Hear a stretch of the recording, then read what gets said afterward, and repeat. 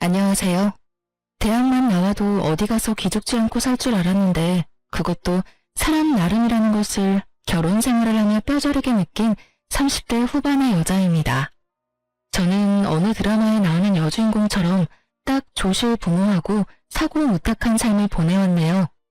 부모 없이 어디 의지할 곳도 없이 어려서부터 이곳저곳 전전하며 그렇게 자랐어요. 핀잔을 받으며 눈칫밥을 먹다 보니 저절로 독해졌고 나 하나쯤 스스로 건사하며 살아야겠다는 욕심도 생기더라고요. 그래서 저는 환경을 탓하지 않고 정말 악착같이 노력했고 누구나 알 법한 4년제 대학까지 나왔어요.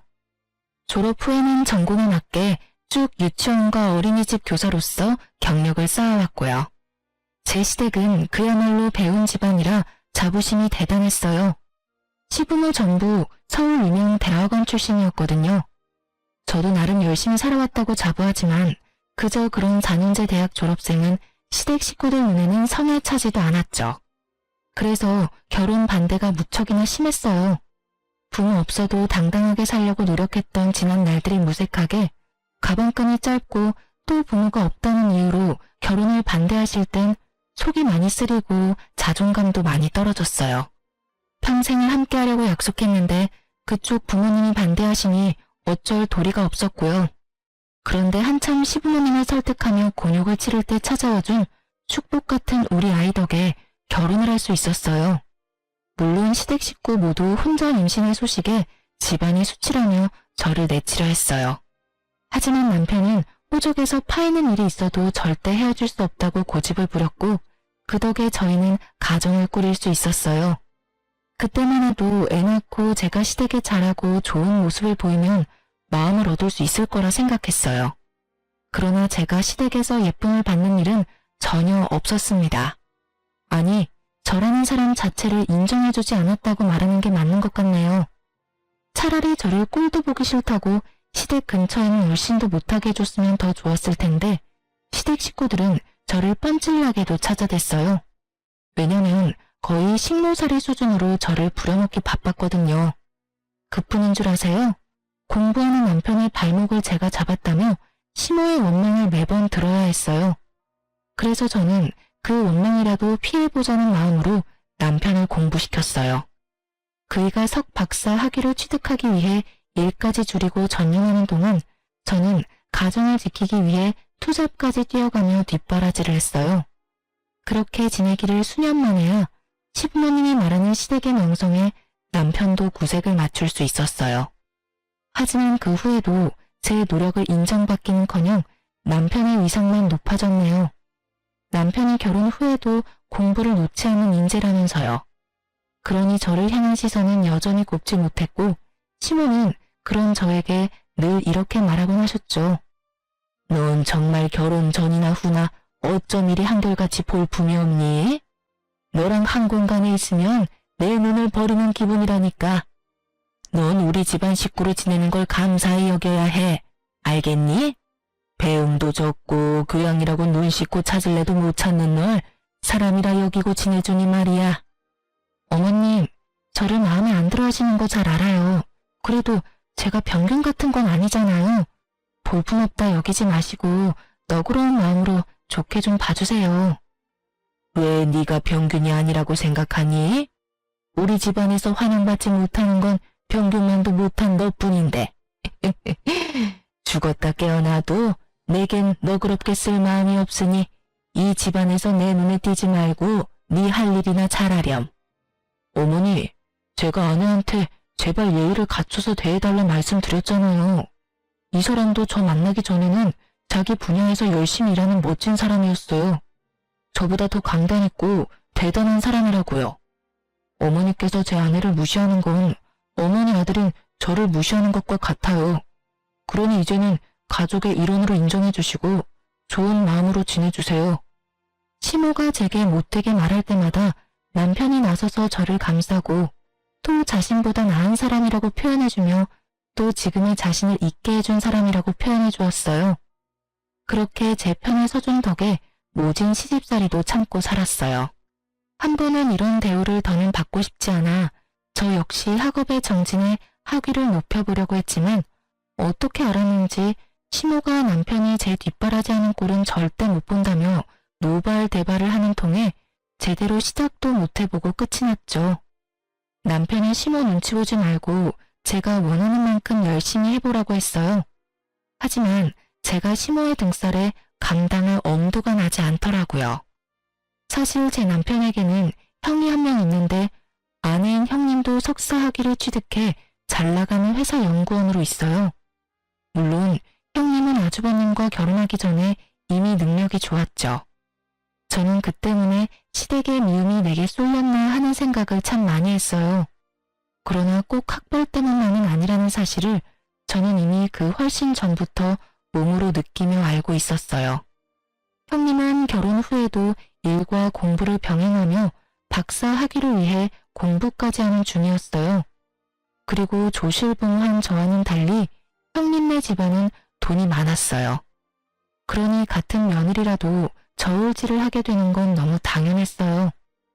시모가 형님을 참 예뻐했는데 그 수준이 어느 정도냐 하면 남들이 보기에도 형님이 시모의 친딸이라고 믿을 정도였어요. 시댁에 오면 정말 손 하나 까딱 안 했고 물 한 잔을 마시더라도 저더러 꼭 가져오라고 시켰어요. 그리고 그걸 제지하는 사람은 아무도 없었고요. 형님은 늦음하게 아이를 출산했는데 상전도 그런 상전이 없었어요. 조리원에서만 꼬박 한 달을 쉬고 왔음에도 몸조리를 핑계로 저더러 틈만 나면 다리를 주무르라며 시켰어요. 그런데 노산이라 그런지 아이가 몸이 약해서 자주 아팠어요. 큰 병이 있거나 한 건 아니지만 잔병치레도 많고 유행하는 질병은 피해가는 법이 없이 죄다 걸리곤 했어요. 그래서 맞벌이 부부로 지내던 형님은 믿고 맡길 사람이 필요하다며 제가 근무하고 있는 어린이집에 애를 입학시켰어요. 그러면서도 제가 가족이라는 사실이 창피하다며 그렇게도 꽁꽁 숨겨댔어요. 그리고 뒤로는 제게 아이를 잘 케어하라고 당부까지 하더라니까요. 어느 정도 가고는 했지만 형님의 육아 방해는 점차 심해졌어요. 자기가 바쁘다는 핑계로 아이를 우리 집에서 재우는 날까지 생기기 시작했거든요. 초반에는 이해하려고 노력했어요. 형님이 바쁘게 일하는 것은 인정할 수밖에 없는 사실이잖아요. 하지만 한 달에 한두 번 정도였던 게 2주에 서너 번씩 늘면서 제 일상에까지 피해를 끼치게 됐어요. 저는 큰맘 먹고 형님에게 딱 잘라 말했어요. 형님, 일 때문에 바쁘신 건 이해하는데요. 이렇게 자주 제게 맡기시면 저도 제 일정에 차질이 생기기도 하거든요. 피치 못할 사정이 아니라면 저희 집에서 재우는 건 좀 자제해 주셨으면 해요. 동서도 참, 가족 좋다는 게 뭐니?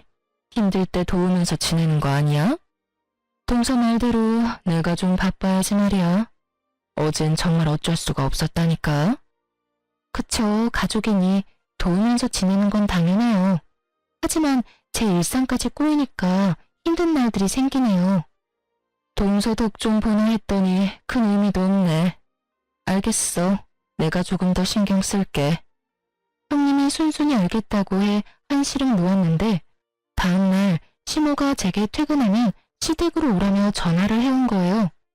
그런데 기가 막힌 광경이 펼쳐져 있더라고요. 분명 저와 대화할 땐 좋게 넘어갔던 일을 제게 서운함까지 느꼈다며 문제 삼으며 온 식구들 앞에서 눈물을 뚝뚝 흘려대는 겁니다. 퇴근이 많이 늦어지는 바람에 동선에서 아이가 이미 잠든 후라 몇 번 그대로 재운 적이 있었어요. 그런데 동서가 어제 제게 자기 일상까지 침해하는 짓이라며 면박을 주는데 형님, 그게 다 무슨 말씀이세요? 제가 언제 면박을 줬다고 그러시는 거예요? 동서, 내가 미안해. 내가 나 바쁜 것만 생각하고 동서 힘들 걸 헤아리지 못했어. 나는 윗사람 자격도 없어. 위에 맡기는 거 불쾌하다고 했으니 더는 맡기지 않을게. 그럼 동서 기분이 좀 괜찮겠어? 아가, 네가 뭐가 미안하니? 열심히 살아보려는 게 뭐가 잘못이라고. 예, 너는 어떻게 된 애가 이해심이라고 눈꽃만큼도 없니? 첫째가 바쁜 거 우리 식구 중에 모르는 사람 있니? 조카 좀 봐주고 너희 잘 때 같이 잠 좀 자는 게 무슨 큰일이라고. 불쾌하다는 말까지 하면서 첫째한테 상처를 줘. 어머님, 오해세요. 형님 불쾌하다고 했다니요. 도대체 갑자기 왜 이러시는 거예요? 저도 맞벌이다 보니 일정에 꼬여서 난감한 일이 생기기 시작했다고. 그러니 피치 못할 사정인 날은 괜찮지만 그렇지 않을 땐 좀 자제해달라고 정중히 부탁드렸을 뿐이잖아요. 그게 애 맡기지 말라는 말과 뭐가 다르니? 그리고 네가 같은 뜻이라도 지금처럼 좋게 이야기했다면 첫째가 이렇게까지 서운함에 눈물을 흘리겠어? 넌 생각이라는 게 있긴 한 거니? 어떻게 한치 앞을 못 보고 사람 마음 하나 헤아리질 못해? 첫째가 바빠서 내게 애 좀 부탁한다고 네가 함부로 대해도 되는 줄 알아? 귀한 집 자식 가슴에 대목 박는 짓을 천하디천한 니까 짓게 한다는 게 가당키나 하냔 말이야.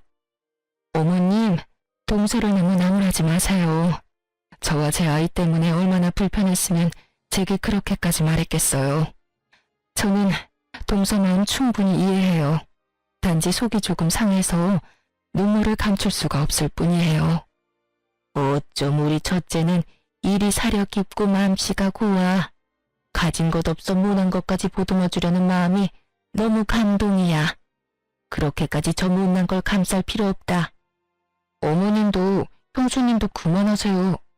집사람이 오죽 힘들면 그런 말을 했을지를 먼저 진심으로 헤아려 보시라고요. 사실 제 조카지만 아내가 전반적으로 챙기게 두는 것도 제 입장에서 미안한 일이에요. 거기다 형과 형수님이 너무 자주 만난 것도 맞고요. 요 근래에는 다 늦은 밤에 전화해서 애 잠들었냐 확인하는 거 저도 좀 불편합니다. 듣다 못한 남편이 제 편을 들며 자신도 불편하다 이야기해준 덕에 형님의 눈물 연기가 어색하게 끝이 났어요. 형님은 남편의 개입에 뻘쭘했는지 앞으로는 주의하겠다며 바로 표정이 바뀌며 말했죠.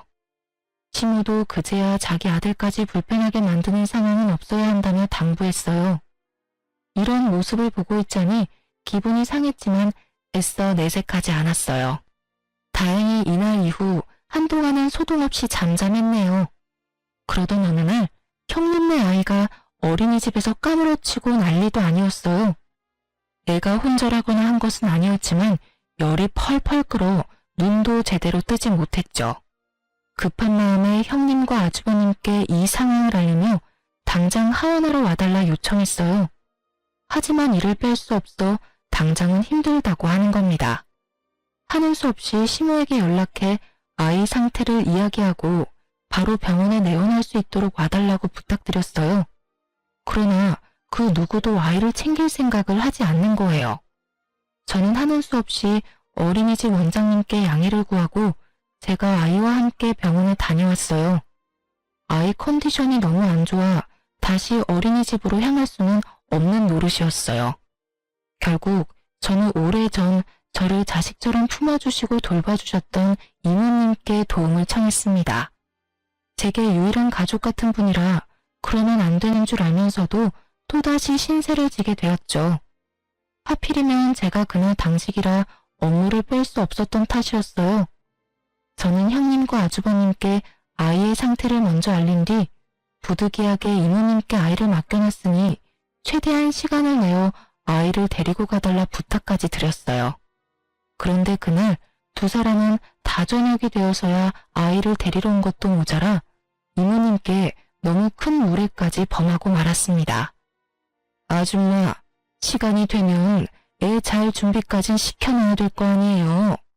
동서가 못 챙긴 것도 짜증나는데 이게 뭐야?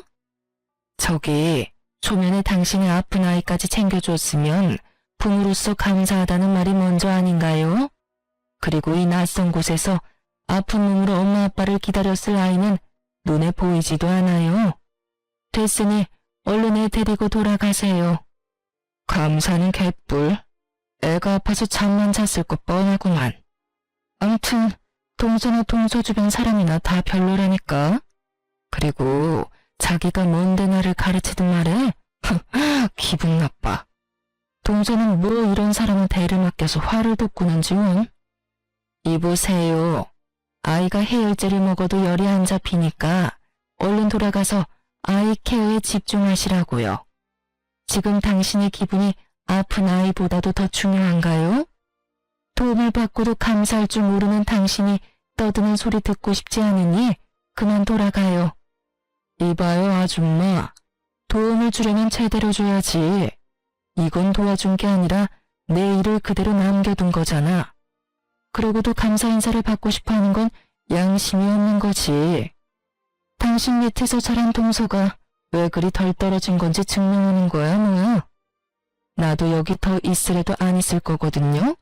진짜 채울 수 없어.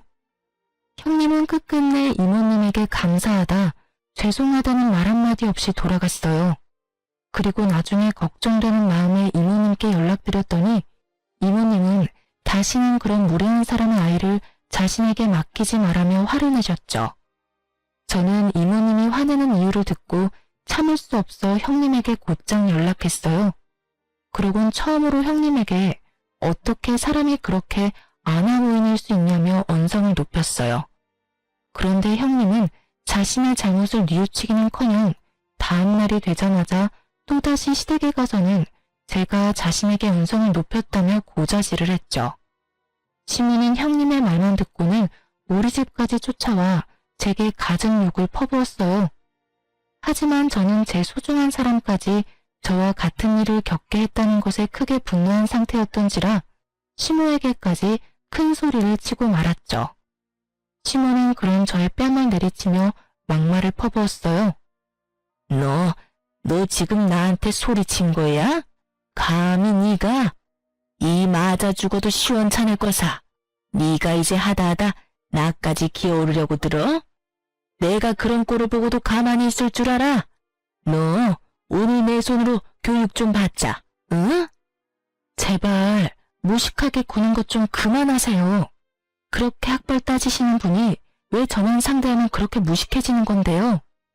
돈 많은 집안 자식이 형님이라 그 사람의 잘못까지 무마되는 건가요?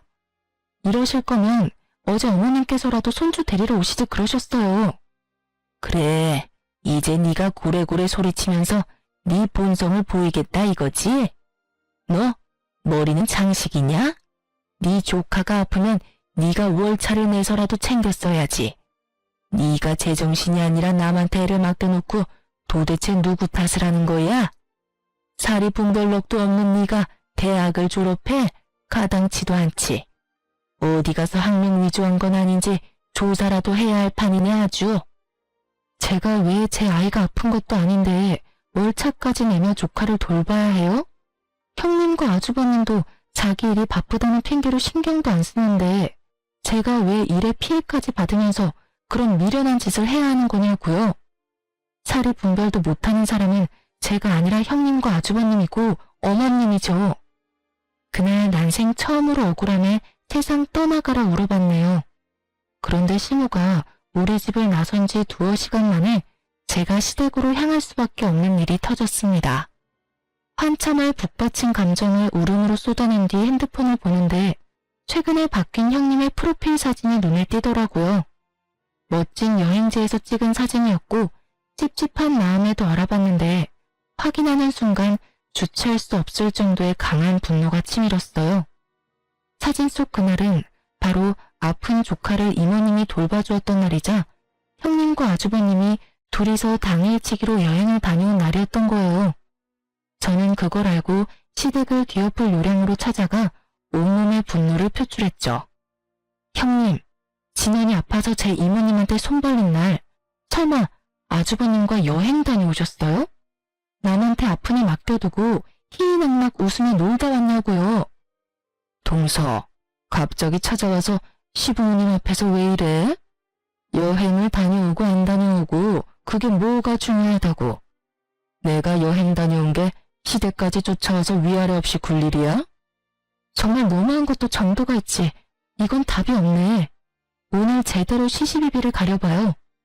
아픈 애를 두고 여행 다녀오는 부모라는 것도 웃기지만 부부가 놀려고 아픈 애를 생판 모르는 남한테 맡긴다는 게 부모로서 그게 맞는 처사라고 생각하세요? 애 좀 봐줬다고 지금 나한테 훈수라도 하러 왔니? 동서 일이나 잘하고 동서 처사나 올바른 건지 따져봐. 손윗 사람한테 따지려고 시댁까지 쫓아온 것도 모자라 시부모님 앞에다 두고 이런 행동을 보이는 게 맞는 거야? 그리고 원래 애들은 좀 아프면서 크는 거야. 형님, 원래 애들은 아프면서 큰다고 아픈 애를 부모가 돌보지 않는 게 맞는 건가요? 뻔뻔하게 나오면 그게 다 맞는 말인 줄 아시냐고요. 생판 모르는 남한테까지 애를 맡겼던 날이에요. 그런데도 뭐 하나 느끼는 바가 없으세요? 뭐야? 동서가 부족해서 뭘 모르나 본데 우리 같은 인재들이 시간 빼는 게 어디 쉬운 줄 알아? 막말로 내가 동서이면 어린이집 보내는 이유가 다 뭔데? 그런 일 있을 때 애 잘 챙기라고 보내는 거잖아. 내 돈을 월급으로 받는 주제에 어디서 큰 소리야? 이모님인가 뭔가한테 맡겼던 것도 네가 다른 선생한테 당직 날짜 바꿔달라고 부탁했으면 됐을 일인데 네가 크게 만든 거잖아. 그래놓고 왜 이제 와서 나한테 시비야? 저희는 감정이 격해져 결국 서로의 머리채까지 잡고 싸움을 벌였어요. 급하게 시부모님이 저희를 말렸지만 싸우는 사이 제 손톱에 형님 한쪽 뺨이 긁혔어요. 그러자 시모는 형님 얼굴을 보고는 멍청한 것이 굴러들어와 집안 사람을 다 팬다며 저더러 사람도 아니라고 오버스럽게 난리를 쳐댔죠. 저는 제게 노발대발하는 시모와 형님을 뒤로한 채 거실에 차려진 다과상을 죄다 엎어버렸습니다. 시모와 형님은 제게 머리가 어떻게 된 거 아니냐고 미친 사람 취급하며 고함을 쳤어요. 저것이 진짜 머리가 어떻게 된 거 아니야? 야, 너 진짜 이 집에서 쫓겨나고 싶어? 우리 아들이 네 편 들어주니까 이제 눈에 뵈는 것도 없냔 말이야. 너 같은 식충이를 가족으로 거둬줬으면 감사한 줄 알고 살아야지. 어디 이런 못돼먹은 행동을 해? 까마귀 고기라도 잡섰어요? 당신들이 가족이라는 이유로 날 괄시하고 괴롭혔던 건 뭐 잘한 행동이야? 나도 남편 보며 당신들 만행을 참아주는 건 오늘부로 끝이야. 내가 당연 모든 걸 똑같이 돌려줄 테니까 어디 한번 즐겨보던가. 저런, 아니 어디서 저런 말도 안 되는 것이 집에 굴러 들어왔어? 네가 참지 않으면 어쩔 건데? 어쩔 수 있는데? 헛소리 집어치우고 이 집에서 당장 나가. 나가! 다시는 발도 들이지 마. 알겠어? 가지 말라고 해도 갈 참이었어요. 악마보다 더 악질인 당신네들이랑 한 공간에 있기 역겨워서 숨을 쉴 수가 있어야지. 저는 분명 똑같이 되갚아준다고 했지만 시댁 식구 중에 그 누가 제 말을 새겨 듣겠어요. 그저 지렁이도 밟으면 꿈틀거린다는 거야 뭐야? 하고 대수롭지 않게 여겼겠죠. 하지만 제가 그간 남편만 보고 참아온 세월, 부당한 대우를 받았던 그 많은 날을 모조리 되갚아주겠다고 결심한 순간 복수의 칼날을 갈기 시작했죠. 그런데 하늘도 이런 저를 가엾게 여겼던 걸까요? 우연히 약속을 잡아 만나게 된 이모님께서 또 한 번 저의 귀인이 되어주었어요. 시모와 형님에 관한 이야기를 나누는데 이모님께서 안 좋은 기억 때문인지 형님을 정말 질 나쁜 사람이라고 표현했어요. 그러면서 도대체 어떤 일을 하길래 그 직장에선 그런 못된 사람을 써주느냐고 말하기에 저는 형님이 다니는 회사에 대해 알려주었어요. 그런데 이모님이 꽤 놀란 표정으로 그게 정말이냐며 재차 확인까지 하시더라고요. 그리고 이모님과의 만남 일주일 후 형님이 회사에서 퇴출당하고 말았습니다. 사실 이모님의 남편이 형님이 다니는 회사의 연구소장으로 있었어요. 그래서 저는 형님이 아이가 아팠던 날에 대한 진실을 이모님께 모두 털어놓았고 혹시 가능하다면 연구소장님께 형님이 부당하게 이득을 취한 정황은 없는지 꼭 확인해주라고 청해달라 부탁드렸죠. 이모님도 형님 같은 사람은 좋은 곳에서 대우받으며 일할 가치도 없는 사람이라며 저를 대신해 말을 전해주었어요. 실로 연구소장님은 형님의 평판과 업무 능력 등을 조사해 나섰고 형님이 그간 해왔던 만행이 낱낱이 밝혀지고 말았던 거죠. 조카가 이모님께 맡겨졌던 그날의 일을 포함해 이전부터 줄곧 이런 방식으로 조퇴나 월차를 냈던 정황이 전부 밝혀지면서 업무 태만으로 해고를 당한 거예요.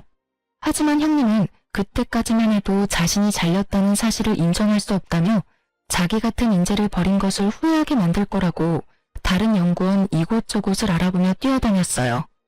하지만 이미 연구소장님이 자신의 인맥까지 동원해 손을 써놓은 후였고 졸지의 형님은 나이 가득 찬 취업준비생으로 전락하고 말았어요. 형님이 취업준비로 쩔쩔매고 있던 어느 날 아주버님께서 갑작스럽게 저희 부부를 찾아왔어요. 이전에는 단 한 번도 저희를 먼저 찾은 적 없던 분이라 적잖게 놀랐죠. 그런데 사람이 참 간사하죠. 아쉬울 때 꼭 그렇게 살갑게 굴면서 도움을 청하는 게 말이에요. 모든 안 좋은 일은 한 번에 겹쳐오곤 하잖아요. 형님네도 딱 그런 상황에 놓였던 거예요. 아주버님이 5년 전쯤부터 사업을 시작했는데 처음부터 잘 돼서 무섭게 성장했어요. 그런데 딱 이 타이밍에 갑자기 투자하기로 되어 있던 곳에서 변심으로 투자하지 않겠다고 해버린 거죠. 아주버님은 투자받을 걸 굳게 믿고 이미 일을 키운 상태라 당장 그 투자금이 없으면 빚을 내야 한다며 우는 소리까지 하며 도와달라 하더라고요. 동생아, 가족 좋다는 게 뭐냐? 이렇게 서로 힘들 때 돕고 사는 거 아니겠어? 지금 네 형수 처지가 좋지 못한 거 잘 알잖아. 그런데 나도 적자에 빚까지 생기면 애까지 있는데 어쩌냐. 제발 이번만 좀 도와주라. 나중에 나도 너희 부부 도울 일 있으면 나도 꼭 도울게. 재수씨, 우리 진원이 참 예뻐하잖아요. 우리 아이 봐서라도 좀 도와줘요. 아내랑 상의해보고 연락해줄게, 형. 너무 갑작스러운 부탁이고 금액도 적지 않아서 고민해봐야 할 것 같아. 아니, 가족 일인데 고민하고 말고 할 게 뭐 있어. 너희 그만한 돈도 없는 건 아니잖아. 너도 돈 잘 벌지. 재수씨도 우리만큼은 아니어도 입에 풀칠할 정도는 벌잖아. 그런데 뭐가 문제라고 뜸을 들이려고 그래. 그냥 서로 얼굴 보고 이야기한 김에 정하고 빌려주면 되지. 안 그래요, 재수씨? 그럼 아주버님, 얼굴 보고 이야기한 김에 딱 말씀드릴게요.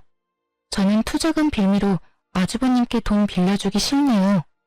저희 없는 살림에 남편 공부하면서 아끼고 아끼며 지낼 때 형님도 아주버님도 돈 잘 벌고 잘 살았잖아요. 그때 제 남편이 한 학기 등록금만 좀 도와달라고 부탁했을 때 뭘 하셨죠? 개미처럼 일하는 네 와이프가 자기 몸을 팔아서라도 마련할 텐데 왜? 라고 했던가요? 재수씨, 그땐 나도 철이 없어서 그런 거죠. 이번에 도와주면 나중에 제가 도울 일 있을 때 꼭 돕겠다니까요. 저 지금 자존심 다 내려놓고 이렇게 부탁하는 건데 어쩌라면 섭섭해요. 그럼 그 자존심 챙기세요. 그리고 이참에 한 말씀 더 드리자면요. 재작년에 남편이 들인 투자금도 이참에 회수할까 해요. 그러니까 지금 빌리는 금액의 최소 2배는 구하셔야겠네요. 예? 투자금을 회수한다고 했어요, 지금? 아니, 재수씨가 뭔데 제 동생이 제 회사에 투자한 돈을 회수해요. 쥐뿔도 없이 우리 집에 들어와서 이만큼 사는 것도 다 내 동생 덕인데 재수씨가 읽어둔 게 뭐 있다고 내 동생 돈을 재수씨가 주물러요. 야, 절대 안 돼. 너 지금 재수씨 말 듣고 투자금 회수하면 우리 우애는 완전 끝이니까 그런 줄 알아. 알겠어? 아주버님, 남편이 넣은 그 투자금의 대부분이 제 돈이에요. 남편이 늦음하기 경제활동을 시작했는데 그 당시에 그만한 큰 돈이 어디서 나요. 내 돈 내가 알아서 하겠다는데 왜 간섭하세요? 여보, 방금 아주버님이 하는 말 들었지? 나 당장 투자금 회수해줘요. 사실 남편 뒷바라지하며 우리 가족의 미래를 생각하면서 악착같이 모았던 돈이 있었어요. 아주버님이 그 당시만 해도 저와 남편을 너무 무시해서 제가 남편 기라도 살려주려고 그 돈 쥐어주며 아주버님 사업에 당신이 투자하는 것처럼 해서 투자금 넣으라고 시켰어요. 저야 원래도 시댁 식구들이 무시하는 게 일상이라 괜찮았지만 제 남편까지 은근히 배제당하고 무시당하는 건 참을 수가 없었거든요. 하지만 돈을 빌리러 와놓고 은근 협박조를 띠는 아주버님의 태도에 눈꼽만큼도 도움을 주고 싶지 않더라고요. 아주버님은 제 투자금이라고 말하니 놀란 토끼 눈을 하며 남편에게 사실 여부를 확인했어요. 남편이 제 말이 다 맞다고 하자 아주버님은 금세 태세 전환을 해 제게 투자금 회수하는 이유가 뭐냐며 제발 도와달라 절절히도 말했어요. 재수씨, 내가 미안해요. 내가 실언을 했어요. 혹시 이 시기에 투자금을 회수하려는 이유가 뭐예요? 제 아내 때문이라면 제가 대신 사과할게요. 정말 미안해요. 그러니까 투자금 회수 얘기는 없던 걸로 해줘요. 예? 재수씨 부모님도 안 계셔서 우리가 유일한 가족이라면서요. 그러니까 가족끼리 서로 좀 부족해도 이해하고 돕고 살아요. 제 가족은 얼마 전에 없어져서요. 유일한 가족이 남편과 제 아이뿐이라 이해할 것도 도울 것도 없네요. 그만 돌아가 주세요. 아주버님께서 이러시는 거 상당히 불편해요. 재수씨, 그게 무슨 서운한 말이에요. 가족이 왜 없어져요? 우리가 다 가족이지. 재수씨, 제가 돈 빌려달라고 한 건 고사하고 제발 투자금 회수만이라도 하지 말아줘요.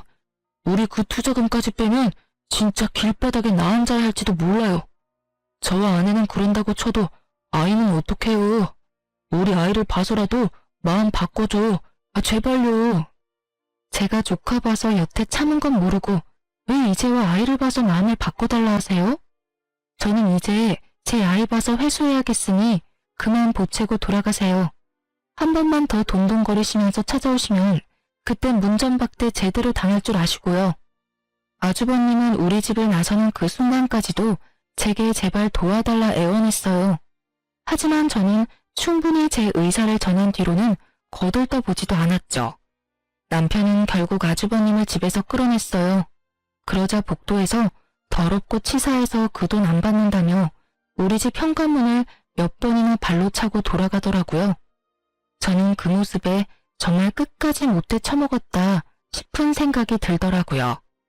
그래서 남편에게 아주버님 연락은 무조건 받지 말라 당부했어요.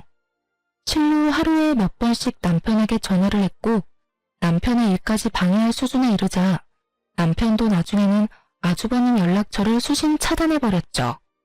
그러자 시모가 제게 연락해 열불을 냈어요. 동생이라고 하나 있는데 제가 우애를 다 갈라놨다면서 저더러 오늘보다 더 더럽고 추악한 것이라고 하더군요. 저는 그런 시모의 전화를 끊어버렸어요. 더 듣고 있어봤자 제게 득될 거 하나 없으니까요. 그런데 시모가 그런 제 행동에 머리끝까지 화가 나는지 우리 집에 찾아와 문을 열라며 난동을 부리는 거예요. 복도식 아파트라 이웃집 눈치가 많이 보여 결국 문을 열어주고 말았어요. 들어오자마자 제 얼굴을 내리치며 귀청 떨어지도록 언성을 높여 소리쳤어요. 감히 네가 내 전화를 멋대로 끊어? 내가 그러고도 가만히 잠자고 있을 줄 알았냐? 오만방자한 것이 감히 시어머니 알기를 개떡같이 알고 하는 행동마다 사람 천불을 나게 만들어? 배우다 만 것들은 이래서 안 된다니까. 얼마나 못 배웠으면 행동거지가 그따위야. 이런 것도 사람이라고 고개 쳐들고 있는 꼬라지하고는. 오만방자한 건 제가 아니라 어머님 첫째 아들이죠. 어떻게 자식의 거울은 부모라는 말이 이렇게 꼭 맞는지 몰라요. 어떻게 말하는 것도 행동하는 것도 그리도 천박한지. 부탁한답시고 못되게 구는 걸 들어줄 수가 있어야죠. 뭐야? 너 지금 뭐라고 짓거렸어?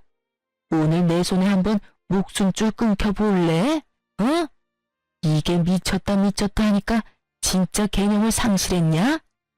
어머님 말씀대로 어머님처럼 배우다 말아 그런가 보죠. 어머님도 저랑 학력이 똑같던데요? 그러면서 왜 그리도 학력 따지면서 사람 무시한 건지 저는 아직도 이해가 안 되네요. 아주버님 임신해서 석사 문턱만 간신히 밟아본 정도라는 거 제가 모를 줄 아셨어요? 네가 그걸 어떻게 알았어? 어떻게 알았냐고? 남편과 나만 알고 있는 비밀을 네가 왜 알고 있느냔 말이야. 두 손으로 하늘을 가려보세요. 가려지나. 이 세상에 평생 가는 비밀이 어딨어요. 형님 말고는 다 아는 사실을 왜 어머님만 모르고 계시는지 원. 형님이 알면 얼마나 기가 찰까요? 그렇게 저를 간신히 대학 낳은 볼품없는 애라며 같이 욕했을 텐데 그런 어머님도 저와 다를 바가 없다니 말이에요. 시모는 내가 자신의 학력을 알고 있다는 사실을 알자 울그락불그락 해준 얼굴이 돼서는 갑자기 제 손을 덥석 잡는 거예요. 그러더니 형님에게만은 밝히지 말아달라고 애원하기 시작했어요. 집안에서 자신의 위치가 얼마나 뭉개지겠냐며 제발 그런 일이 없도록 비밀로 간직해달라는데 그 모습이 얼마나 절절한지. 그렇게 심호의 약점을 잡은 덕에 더 이상 절 무시하고 하대하는 사람은 없었어요. 하지만 웃기게도 제가 심호의 비밀을 알고 나니 주부로 지내고 있는 형님의 위치가 예전에 저만큼이나 떨어지더군요. 심호가 제 눈치를 보느라 형님을 예뻐하지 않은 것도 있지만 좋은 학력으로 어느 곳 하나 취직 못하고 있다며 닥달했어요. 형님은 자신을 대하는 태도가 바뀐 심호에게 대들기 시작했고 엄마와 친딸만큼이나 좋았던 관계는 더는 없었어요. 결국 형님네 부부 문제로 번져 매일같이 집안이 시끌시끌했어요. 그러다 나중에야 형님이 자신이 잘리게 된 사실을 알게 되었어요. 더불어 이모님이 연구소장님의 아내라는 사실까지도요. 형님은 그제야 제게 제발 한 번만 이모님 부부를 만나게 해달라며 매달렸어요. 취직을 할 수 없으니 시댁에서 무시당하는 거 아니냐며 한 번만 도와달라 싹싹 빌더라고요. 동서, 내가 긴 세월 모질게 군 거 마음에 담지 마. 다시는 그런 짓 하지 않을게. 하늘이 맹세해. 그러니 제발 동서를 돌봐주셨다던 그 이모님 좀 한 번만 만나게 해줘. 부탁이야. 정말 이번 딱 한 번만 힘 좀 써주라. 형님, 다 형님이 자처한 거잖아요. 그냥 감내하고 사세요. 타지 멀쩡하니 그 일 아니고도 할 수 있는 일은 세상에 많아요. 자기 일 아니라고 그렇게 쉽게 말하지 말고 제발 한 번만 도와줘. 우리 진영이 생각해서라도 엄마가 제대로 자리 잡고 있어야 하잖아. 내가 이모님께 사과드릴 수 있도록 동서가 자리 좀 마련해줘. 응? 같이 애 키우는 입장이니 이것저것 재고 따지지 말고 닥치는 대로 일하며 애 키우고 사세요. 다른 사람들도 다 그러고 애 키우며 살아요. 저는 자기의 위신을 위해 이제야 이모님께 사과한다는 형님을 깡그리 무시한 채 일절 이모님과 연결해주지 않았어요. 아주버님은 투자 얘기가 오간 뒤 저희 때문에 망하면 가만두지 않겠다며 이를 갈더군요. 하지만 그도 얼마나 가겠어요. 세상 이치가 자기들 뜻대로 되진 않잖아요. 아주버님은 또다시 우리를 찾아와 죽는 소리를 해대며 저희가 도와주지 않으면 이제 더 방도도 없다면서 자기가 망하는 건 다 우리 탓이라고 고성방가를 해댔어요. 재수씨, 진짜 사람 그렇게 안 봤는데 치사하고 더럽고 꼭 그렇게까지 해야만 했어요?